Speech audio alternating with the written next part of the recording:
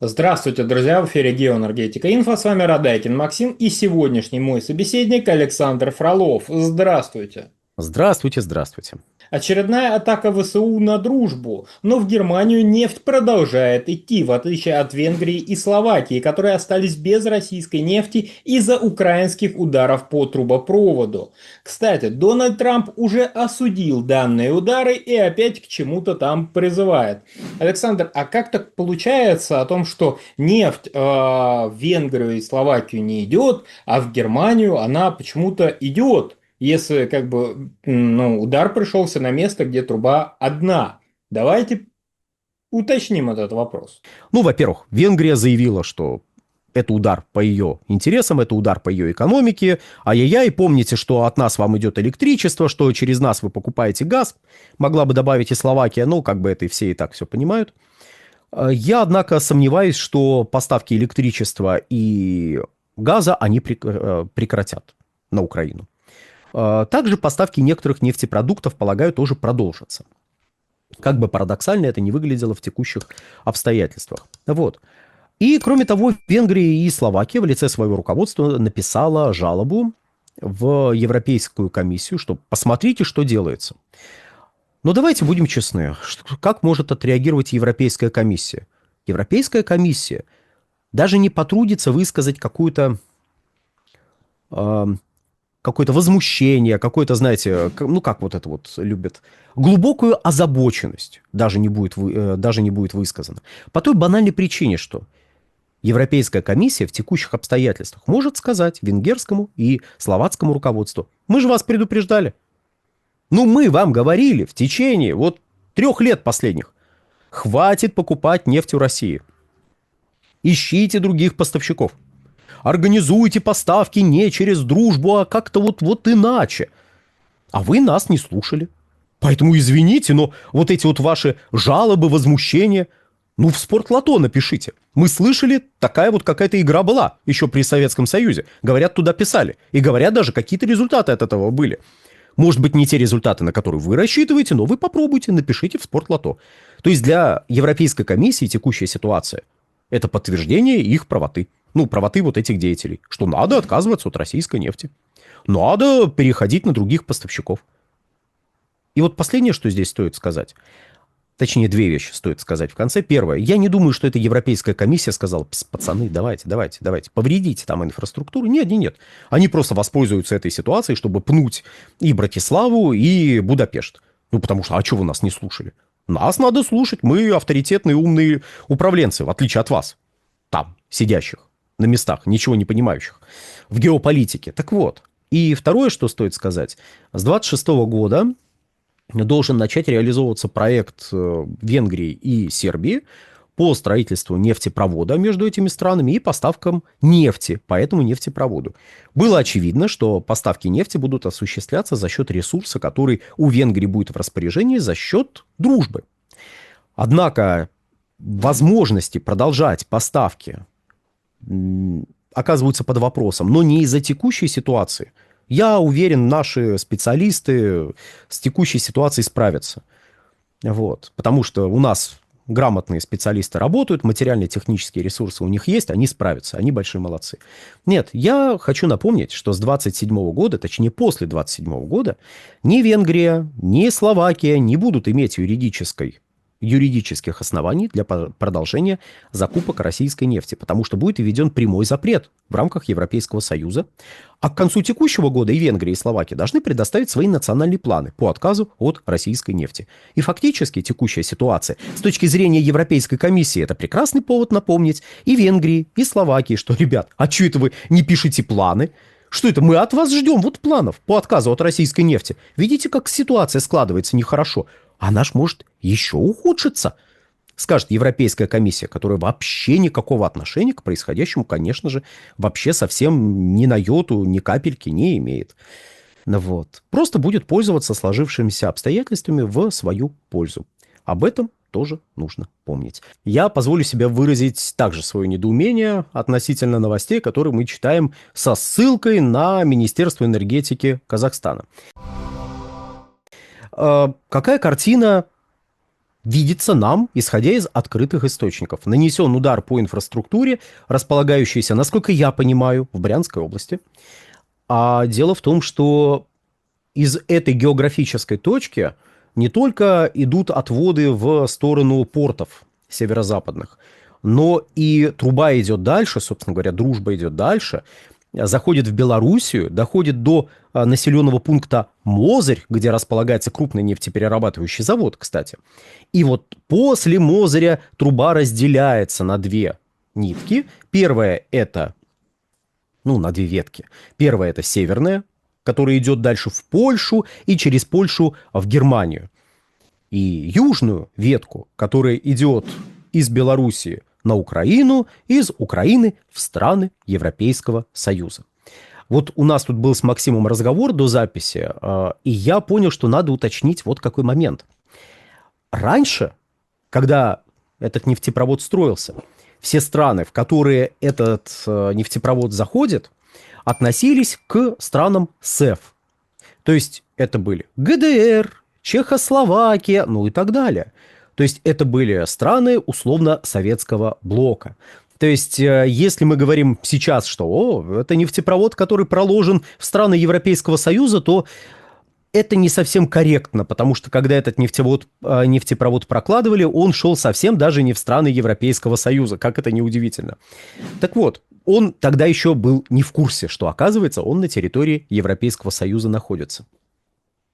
Что нам важно знать про объемы поставок? И мы потом вернемся к вопросу о Казахстане, вернемся к вопросу о том, а как это у них получается. Пока лишь заметим вот какой момент. С 2022 года вступил в силу шестой пакет санкций, в рамках которого были введены ограничения на импорт российской нефти. Первоначально, вот в самом шестом пакете, был введен прямой запрет с 5 декабря 2022 года на импорт морем. Но так как нефтепровод «Дружба» морем ничего не поставляет, это труба, идет нефть по трубе, то получалось так, что те страны, которые получают нефть по дружбе, это очень веселая история, очень веселая шутка, мы ее будем периодически повторять, так что извините, вам придется с этим как-то жить.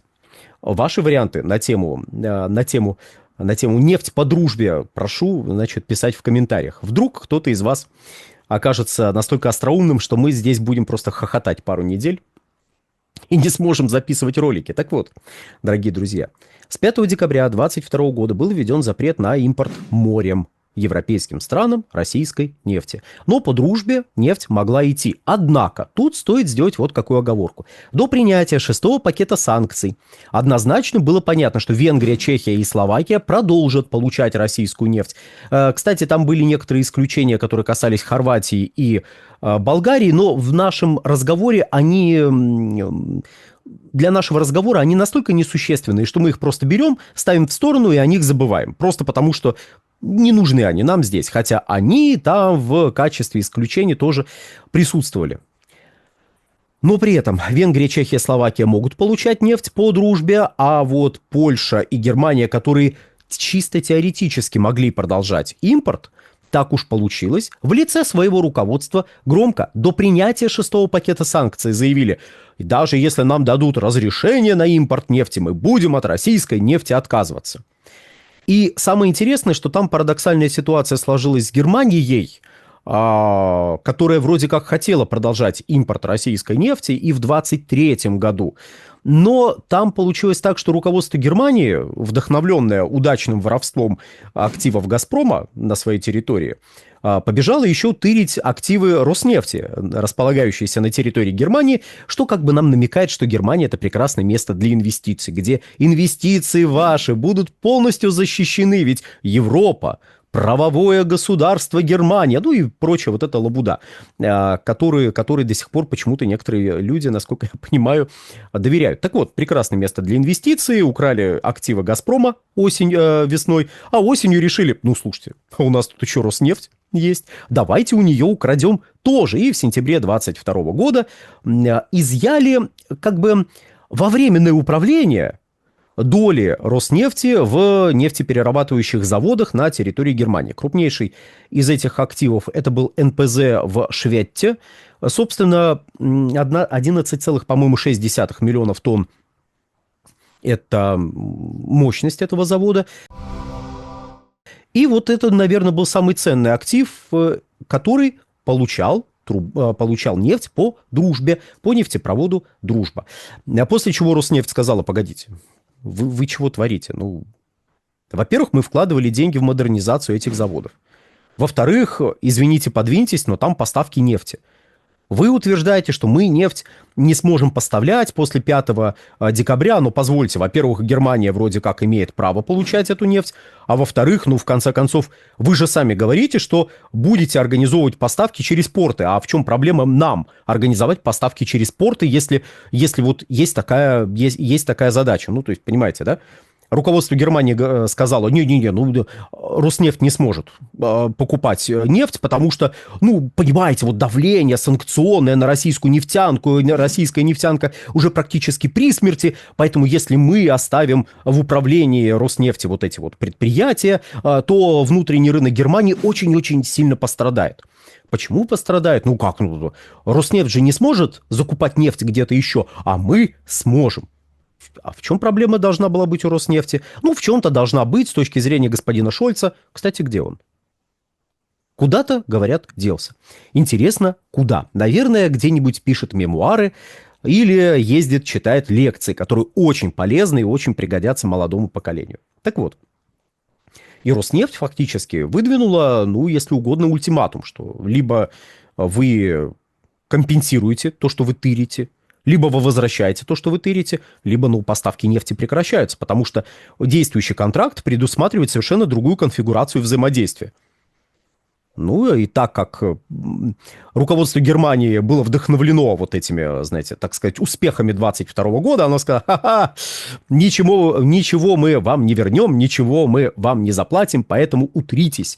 Ну и, собственно говоря, поставки нефти в Германию довольно быстро закончились. Понятно, не ровно, знаете, в сентябре-октябре 22 года, но прекратились оперативно и, скажем так, до того, как Германии официально руководством Европейского Союза было запрещено импортировать нефть из России вообще, включая нефтепровод «Дружба». Польша, которая кричала больше всех о том, что да-да, ой, мы откажемся от этой ужасной нефти, которая идет из России, фу на нее, пыталась продолжать закупки и в начале 23 года. Но там, скажем так, количество встречных претензий переросло в новое качество, и поставки прекратились. После чего польское руководство сказало: ай, пожалуйста. И не очень-то и хотелось. Если помните, был такой мультфильм про маленького котенка, который очень хотел вырасти, там, то дождик, чтобы его полил, чтобы он вот вырос, то там еще какие-то советы по тому, как вырасти, пытался получить. Вот. И вот этот котенок, значит, в начале мультфильма ломал башенку, построенную из кубиков, с криками: ну и пожалуйста, ну и не очень-то и хотелось. Вот, знаете, польское руководство примерно в роли вот этого котенка. Такого, знаете, шкодного, мелкого и довольно гадкого выступало. Посмотрим, может быть, к концу нашей истории польское руководство, кем бы оно ни было, к концу нашей истории, перевоспитается, как и этот котенок в этом мультфильме, но мы пока не знаем, мы пока еще, знаете, в середине, видимо, где-то этой истории находимся. Польское руководство все еще бегает и пытается вырасти. На сегодня, дорогие друзья, все. Александр, большое спасибо за комментарий. Друзья, подписывайтесь на телеграм-канал Геоэнергетика Инфо. Подписывайтесь на телеграм-канал Александра Фролова. Ссылки будут в описании и закрепленном комментарии. Там же будут реквизиты для желающих финансово поддержать наш проект, чтобы мы и дальше также бодро вещали на всех площадках без монетизации. Спасибо, до новых встреч. Всего хорошего.